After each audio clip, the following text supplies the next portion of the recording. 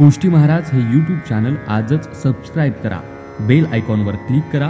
शुद्ध सांप्रदायिक चाली, कीर्तनं, प्रवचनं, कथा, पारायण असे वारकरी संप्रदायाशी संबंधित व्हिडिओ पहा. आपणही पहा आणि इतरांनाही आग्रहपूर्वक सांगा. मी उदाहरण सामान्य देतो, गरज आणि आवड कळावी म्हणून. एखादा मनुष्य आहे, 2 दिवसापासून पोटामध्ये अन्नाचा कण नाही, अन्नाचा कण नाही. गेला दारामध्ये, माई काहीतरी वाढावं. 2 दिवस झाले पोटामध्ये अन्नाचा कण नाही. आता जर अन्न मिळालं नाही तर मरीन मी, काहीतरी वाढा, काहीतरी वाढा. ती म्हणते, अरे बाबा अजून स्वयंपाक व्हायचा, काय तुला वाढायचं? काही नाही, कालचं शिळं पाक काही राहिलं असेल तर वाढा. भाकरी, चतकोर भाकरी चालेल. अरे आमटी विटलीये चालेल, भाताला पाणी सुटलंय चालेल, मला जे असेल ते. पण भाकरी नाही तर पोळी नाही तर भाकरी वाढा, भाकरी नाही तर भात वाढा, भात नाही तर नुसतं काहीतरी कपभर दूध द्या. ते विटलेलं चालेल, त्याच्यावर तूप नसेल चालेल, त्याला चव नसेल चालेल. भाताच्या ऐवजी पोळी, पोळीच्या ऐवजी भाकरी, भाकरीच्या ऐवजी नुसती आमटी, आमटीच्या ऐवजी नुसती भाजी, काही चालेल. कारण त्या वेळेला आमच्या पोटामध्ये अन्न जाणं ही आमची गरज आहे. गरज ही आमची गरज आहे. 2 दिवस पोटामध्ये अन्नाचा कण नसताना बाईजींनी जर सांगितलं, बाबा शिळी भाकरी आहे, आणि त्यांनी म्हणावं काय, नाही नाही आपण शिळं खात नसतो म्हणून, मरेल, नाही चालत. पोळी नसेल तर भाकरी चालेल, भाकरी नसेल तर भात चालेल, एकाच्या ऐवजी दुसरं चालेल. हा व्यभिचार आहे. गरज ही व्यभिचारी असते. आवडीला व्यभिचार चालत नाही. आवडीला व्यभिचार चालत नाही. मी उदाहरण देतो.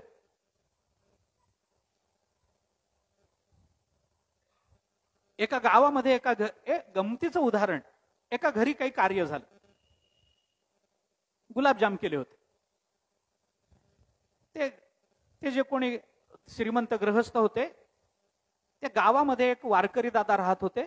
त्यांना माहिती होतं की वारकऱ्याला गुलाबजाम आवडतात, म्हणून त्यांनी एक डबाभर गुलाबजाम सकाळीच बाजूला काढून ठेवले होते, वारकऱ्याला द्यावेत म्हणून. सगळं कार्य संपन्न झालं, संध्याकाळ झाली, डबा घेऊन घरी आले.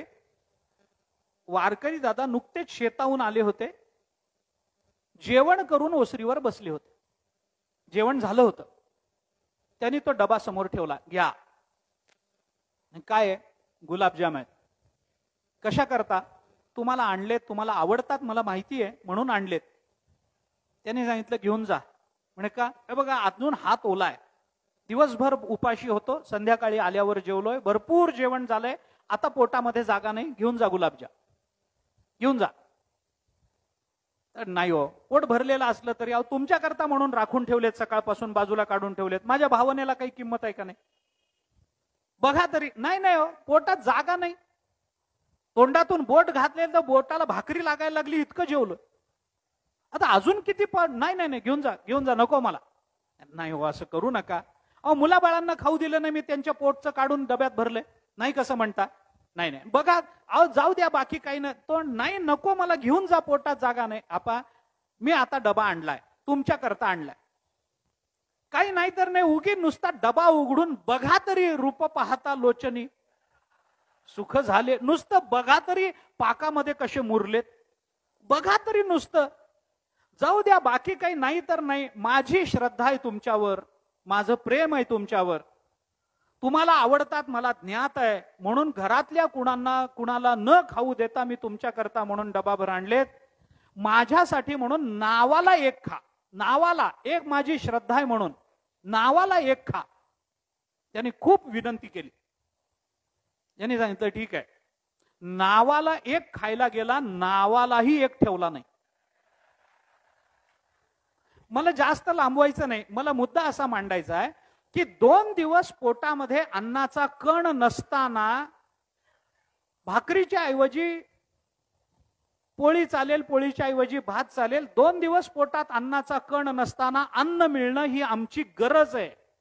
पण पोट भरलेलं असताना डबावर गुलाबजाम संपवणं ही आमची गरज नाहीये, ही आमची आवड आहे, आवड. म्हणून आवडीला व्यभिचार नाही चालत, गरजेला व्यभिचार चालतो. तुकोबाराय म्हणतात, सत्कर्म ही आमची गरज नसावी, सत्कर्माच्या ऐवजी दुसरं कोणतं तरी कर्म करतो. नाही, सत्कर्मी रती वाढो, आवडीनं सत्कर्म केलं पाहिजे. कारण जबरदस्तीनं केलेल्या कर्माचं ओझं असतं माणसाच्या जीवनात, आवडीनं केलेल्या कर्माचं ओझं नाही आहे. एखाद्या माणसाला त्याच्या आवडीचं काम द्या, त्याला ओझं नाही वाटत. हे आमच्या आवडीचं काम आहे, आम्ही करूच, आम्हाला काही त्याचं ओझं नाही. कीर्तनकाराला सांगा कीर्तन आता आवडीनं करणार, काही देणार नाही, नको तुमचा छदाम नको, अरे कीर्तन ही आमची आवड आहे, आम्ही काय पैशासाठी करतो. कीर्तनकार म्हणेल की नाही? म्हणेल म्हणेल म्हणेल म्हणेल आज ना उद्या म्हणेल म्हणेल माझा विश्वास आहे. अरे ज्ञानोबाराय तुकोबारायांचा संप्रदाय काय उघड्यावर पडेल? कधी ना कधीतरी हे अपेक्षित होईल, होणार नाही असं नाही. ठीक आहे, त्याच्यातला विनोद सोडून द्या. सद्य परिस्थिती काय हा मुद्दा नाहीये माझ्या. मी त्या नामदेवरायांसारख्या कीर्तनकारांचं बोलतोय बस. आता सुटलं कोड. त्याचा थोडा वेगळा विचार वेगळ्या भाषेमध्ये सांगायचं झालं तर आपल्याला असं सांगता येतं, काय आहे, निसर्गतः जे कर्म माणसाकडून घडतं, म्हणजे जे नैसर्गिक कर्म आहे, जे करावंच लागणार आहे माणसाला, ते निसर्गतः केलं जाणारं कर्म जर शास्त्र मर्यादेत करण्याचा प्रयत्न केला तर तेच कर्म आमच्या जीवनाच्या धन्यतेचं कारण ठरतं. सांगतो त्या दृष्टीनं ज्ञानोबारायांनी 18व्या अध्यायामध्ये उदाहरणं दिली. जैसा पर्जन्योदकाचा लोटू, पाऊस पडला आणि पाण्याचा लोंढा आला, काय करावं? तो लोंढा तसाही वायाच जाणार आहे ना. आता आपण ही संकल्पना वापरतो आहोत की पाणी अडवा आणि पाणी जिरवा. आता ज्ञानोबारायांचं ऐका. पर्जन्यदकाचा लोटू, पाऊस पडला, त्याचा लोंढा आला, काय करावं? काय करावं? तो वाया जाऊ द्यावा? नाही. ज्ञानोबाराय म्हणतात, विपाये धरी साळीचा पाटू. तो पाणी जाणारच आहे, पाऊस पडलेलाच आहे, निसर्गतः पडलेला आहे. ते पाणी कुठं ना कुठं तरी जमिनीत तरी मुरेल, जमिनीच्या माध्यमातून समुद्राला तरी मिळेल, नाहीतर दुसऱ्या नदीला तरी मिळेल, नदीच्या माध्यमातून समुद्राला मिळेल, पण जाईल ते त्याच्या स्वरूपाकडे जाईल. जर ते तसं जाणारच आहे, वायाच जाणार आहे, तर ज्ञानेश्वर महाराज म्हणतात की हे सगळं करण्यापेक्षा त्या पाण्याला वळवून जर आपल्या शेतात आणलं, साळीला जर दिलं, तर होईल काय? तरी जिरे परी अचाटू उपयोगी आहे. ते पाणी त्या आपल्या शेतामध्ये जिरेल, पण त्याचा इतका उपयोगी होईल की दुप्पट पीक आपल्या पदरात पडेल. झालं. आता अजून एक दृष्टांत, एक दोन दृष्टांत ज्ञानोबारायांनी दिलेत ते ऐका. हा दृष्टांत फार चांगला आहे नंतरचा. रोषे निघाले अवचटे, ते पडिले द्वारकेची वाटे. एखादा मनुष्य आहे, घरामध्ये बायको बरोबर भांडण झालं खूप जोरात. ती बोलली, हाही बोलला. आता काय बोलला ते प्रवचनात नको, मला वेळ नाही, नाहीतर मी तेही सांगितलं असतं. काही काही लोकांना सगळं माहिती असावं लागतं. त्याने कडाक्याचं भांडण झालं दोघांचं. ती म्हणाली, काय दुर्बुद्धी सुचली तुम्हाला वरलं? तरी आई म्हणत होती, तरी पण मला तुम्हालाच गळ्यात माळ घालावी लागली. काय दुर्बुद्धी झाली तुमच्याशी लग्न केलं? त्याच्या मनाला लागलं, रागावला. तो म्हणाला, माझ्याशी लग्न करणं तुला दुर्बुद्धी वाटते ना? ठीक आहे, आजपासून तुझा माझा संबंध संपला, मी चाललो, तुला माझं तोंड दाखवणार नाही. रागानं बाहेर पडला. आता रागाने बाहेर पडलेला मनुष्य कुठंतरी जाणार की नाही? कुठंतरी जाईल, गावाबाहेर तरी जाईल, कुठंतरी निघून जाईल, काहीतरी करेल, पण निघाला, बस संपलं, मला घरातून बाहेर जायचंय, मला गावातच राहायचं नाही. रोषे निघाले अवचटे, आणि नेमका द्वारकेच्या वाटेला, आळंदीच्या पंढरपूरच्या वाटेला लागला. रागानं लागला हे बरोबर आहे, रागानं लागला हे बरोबर आहे, अगतिकतेनं लागला हे बरोबर आहे. निसर्गतः पती पत्नीमध्ये भांडण होतं म्हणून बाहेर पडला, बरोबर आहे. पण लागला आळंदीच्या वाटेला, लागला देहूच्या वाटेला, लागला पंढरपूरच्या वाटेला. मग काय होईल? लागला रागात बेभान होऊन निघाला, जातो आता इथून निघून, निघाला पंढरपूरच्या रस्त्याला लागला, चालत आता थांबायचंच नाही, जाईल तिथं जाऊ, म्हणून गेला, चालून चालून थकला आणि पंढरपूरला पोचला. झालं. आता ज्ञानोबा म्हणतात तो निघाला, तो विकारानं निघालाय, प्रेमानं नाही निघाला पंढरपूरला, विकारानं निघाला. रोषे निघाले अवचटे, पण पडिले द्वारकेची आहे, आपण म्हणू पंढरपूरची आहे वाटे, पडिले पंढरीची आहे वाटे. पंढरपूरच्या वाटेला लागला. तो शिणे, त्याला त्रास होईल तिथपर्यंत जाण्याचा. परी सुनाटे न वचती पदे, पण त्याला त्याचा फायदा होईल की नाही पंढरपूरला गेल्याचा. कर्म त्याच्याकडून घडलं अगतिक, पण जर ते आपण परमात्मा चरणाच्या प्राप्तीकरता म्हणून समर्पित करू तर त्याला सत्कर्म म्हणा. सत्कर्माची ही व्याख्या झाली. म्हणून ज्ञानोबा म्हणतात तैसे हेतू कारण मेळे, कर्म उठी जे आंधळे, म्हणून शास्त्राचे लाहे डोळे ते न्याय म्हणिपे. कर्माला शास्त्राचे डोळे पाहिजेत, कर्माला ज्ञानाचे डोळे पाहिजेत. आंधळ कर्म चालत नाही. उठी कर्म जे आंधळे, ते आंधळ्या कर्माला सत्कर्म म्हणू नका. मग सत्कर्म कोणतं? ज्या कर्माला ज्ञानाचे डोळे. ज्ञानाचा डोळा डोळसा, माझी डोळसू जो विरेश आहे, स्तुती नो हे बहुवसा भाग्याचा जो. या अर्थाने ज्ञानाचा डोळा ज्या कर्माला लाभला ते कर्म हे सत्कर्म म्हणण्याच्या योग्यतेच. एक सत्कर्माची आणखीन एक व्याख्या आपल्याला करता येण्यासारखी आहे. सत्कर्म, सत्कर्म म्हणजे काय? सोपं बोलतो. सत्कर्म म्हणजे, संपून गेली वेळ.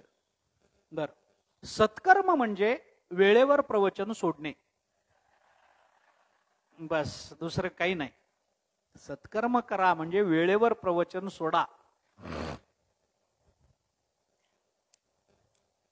सोपं बोलायचं झालं तर ज्ञानेश्वर महाराजांनी 18व्या अध्यायाच्या सुरुवातीला कर्मे कर्मबद्धता मुमुक्षु सोडविले पंडुसुता जैसी रसरीती मरिता राखिला विशो असा एक विषय मांडला.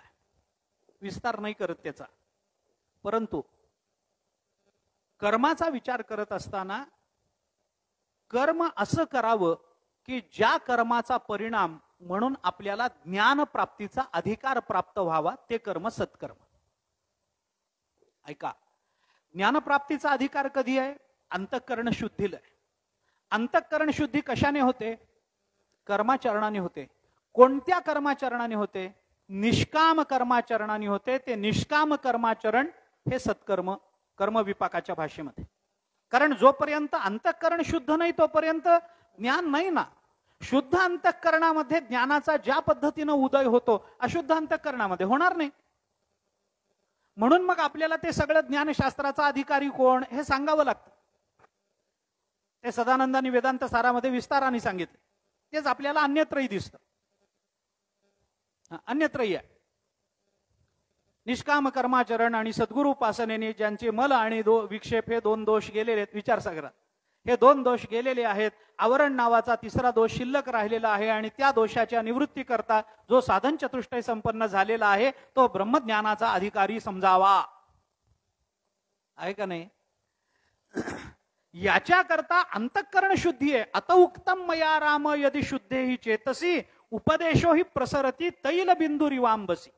वसिष्ठ महामुनी सांगतायत रामचंद्र प्रभूंना, अत उक्तम, मी काय सांगतो ऐक. यदि शुद्धे ही चेतसी, चित्त जर शुद्ध असेल तर उपदेशो ही प्रसरती, उपदेशाचा प्रसार होतो. कसा? तैल बिंदू इव अंबसी. पाण्यावर टाकलेला तेलाचा थेंब ज्या पद्धतीनं ताबडतोब त्या पाण्याच्या पृष्ठभागावर तवंग रूपानं पसरतो.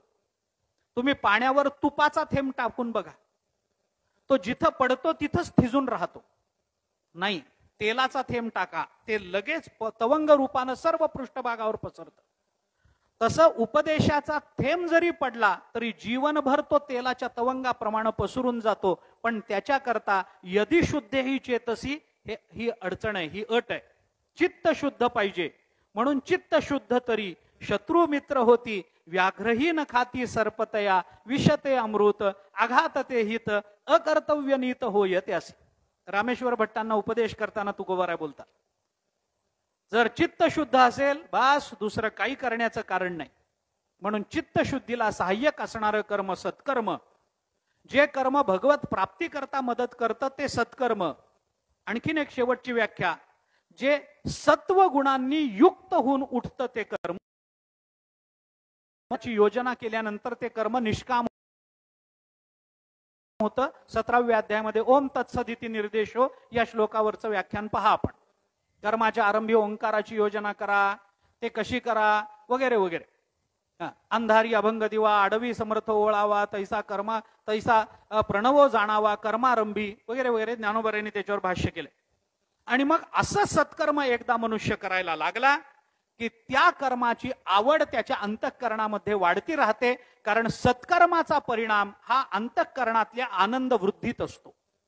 आणि जिथं आनंद वृद्धी होते तिथं माणसाची रती राहतेच राहते. याचे पुष्कळ कंगोर आहेत. सांगायचं तर आपल्याला वेळ नाहीये, पण मी हे आवरतो, मला ठेवायचं नाहीये शिल्लक आता. जिथं जिथं आनंदाची प्राप्ती आहे तिथं रती आहेच आहे. परिया मनाचे एक निके जे गोडीची ठाया सोके म्हणून अनुभव सुखाची कौतुके दावीत जायचे, हे त्याचाच परिणाम. मग जे का निमित्त देखेल माझे सुख त्याचाच परिणाम आहे. 12व्या अध्यायामध्ये अभ्यासाचं चिंतन करताना ज्ञानोबा हे बोलून दाखवतात ना की अभ्यास करायचा म्हणजे हे सगळं करावं लागेल. तरी गा ऐसे करी या आठा पहारा माझारी मोटके निमिष भरी देतु जाय. मग जे का निमिख देखेल माझे सुख ते तुले आरोचक विषयी घेईल. शरद कालू रिगे सरिता ओहटू लागे तैसे चित्त काढेल वेगे प्रपंचोनी. पुनवे हुनी जैसे शशिबिंब दिसेन दिसे हारपता अवसे नाहीची होय. तैसे भोगा आतून निगता चित्त मज माझी रिगता. हळूहळू पंडुसुता मीची होशील. हे हळूहळू मीची होशील याच्याकरता पहिल्यांदा मोटके निमिष भरी देतु जाय. कारण मग तेवढा निमिषामध्ये प्राप्त होणारा आनंद तिथल्या सातत्याचं निमित्त ठरत असतो. पहिल्यांदा निमिषभरच द्या, पण निमिषभरातल्या आनंदाची जाणीव ही तिथल्या सातत्याचं कारण ठरत असते. एकदा आम्हाला इथे आनंद मिळतो हे कळलं की मनुष्य वारंवार तिथे जातोच की नाही, सातत्य राहतच की नाही त्याच्या जाण्यामध्ये. कारण का आनंदाची भूक भागत नाही माणसाची, आणि ती वस्तुस्थिती आहे, ती योग्यही आहे. याच्याकरता ज्ञानेश्वर महाराज त्यांनी सत्कर्म करावं असं म्हणत नाहीत. सत्कर्मी रती वाढो, आवड वाढती राहिली पाहिजे. याचा थोडा दुसरा अर्थ आहे. मला एक थोडा वेळ द्या, आज उशीर होईल, मला क्षमा करा. उशीर होईल पण होऊ द्या, माझ्याकरता म्हणून सहन करा, नाही तर पुढच्या वर्षी येणार नाही असं नाही, पण थोडं सहन करा माझ्याकरता कृपा करून. हे मला संपवू द्या. सत्कर्मी रती वाढो हे ज्ञानेश्वर. याचा दुसरा सरळ अर्थ असा होतो की सत्कर्म ही गरज म्हणून करण्याची गोष्ट नाहीये, ती आवड म्हणून घडली पाहिजे. ऐका, रती हा शब्द ज्ञानोबारांनी ज्या अर्थी वापरलाय त्याच्यात काहीतरी तात्पर्य आहे. संतांच्या प्रत्येक शब्दात गहन अर्थ आहे. प्रत्येक शब्दात नाही, प्रत्येक अक्षरात. अक्षरात नाही, अक्षरावरच्या नुसत्या अनुस्वारामध्ये सुद्धा समुद्रापेक्षा खोल अर्थ सामावलेला असतो. कारण ते संत वाङ्मय आहे, ते साधं नाही आहे. ते ज्ञानोबाराय बोलतायत, माणूस सामान्य बोलत नाही आहे. हे लक्षात घ्या. त्याचं गांभीर्य, त्याची सखोलता, त्याची उंची, त्याची व्यापकता, त्याची भव्यता, त्याचा गोडवा, त्याचं माधुर्य, त्या सगळं सगळं लक्षात घेऊन त्याचं चिंतन केलं पाहिजे. सत्कर्म ही माणसाची गरज नाहीये, ती त्याची आवड झाली पाहिजे. आज आम्ही सत्कर्म करतो ती आमची गरज आहे, कारण आम्हाला पुण्य मिळावं, पुण्यातून सुख मिळावं, आमची गरज आहे. दान करा, का दानाचं पुण्य आहे. दान केलं की स्वर्ग मिळतो. कुणी सांगितलंय देव जाणे, पण आहे तसं. शास्त्रांनी सांगितलं, मानावं लागेल. दान करा, का दानानं पुण्य मिळतं, पुण्याने आनंद मिळतो, मग करा दान. म्हणजे दानामध्ये सुद्धा आमचा स्वार्थ लपला. आमची आवड नाहीये, ती आमची गरज झाली. आम्ही गरजेपोटी चांगल्या गोष्टी कराव्यात असं नाही आहे. एखादा मनुष्य चोरी करत नाही, का करत नाही तर चोरी करणाऱ्याला तुरुंगात टाकतात म्हणून. म्हणजे काय, म्हणजे तुरुंगात जाण्याच्या भीतीनं तो चोरी करत नाही, म्हणजे तो सज्जन आहे अशातला भाग नाहीये. कशाचाही दबाव नसताना त्याला चांगलं वागावं असं वाटणं हे जास्त महत्वाचं आहे. दबावाखाली चांगलं वागणं हे काही सत्कर्माचं सज्जनतेचं लक्षण नाहीये. लक्षात घ्या. कायद्याची भीती आहे, पण का आहे, आम्ही चांगलं वागावं म्हणूनच आहे. गोष्ट खरी आहे. पण कायद्याच्या भीतीनं आम्ही चांगलं वागतो हे आमच्या जीवनाच्या धन्यतेकरता योग्य नाही. आम्ही चांगलं वागावं, कारण चांगलं वागणं हा आमचा धर्म आहे म्हणून आम्ही चांगलं वागावं, हा विचार जास्त महत्वाचा. नको बाबा, पकडून नेतात पोलीस म्हणून नको, म्हणजे पोलिसांनी पकडलं नसतं तर हा चोऱ्याच करणार होता. म्हणजे त्याची वृत्ती तीच आहे. हे सिद्ध झालं की नाही त्याच्यातून? हे सिद्ध झालं ना.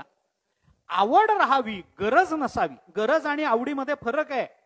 मी खूप फरक सांगेन आपल्याला. साधा फरक सांगतो. गरज आणि आवडीमध्ये किती फरक आहे? अहो, गरज ही व्यभिचारी आहे, आवड ही अव्यभिचारी असते. गरज व्यभिचारी आहे, गरजेला काही चालतं.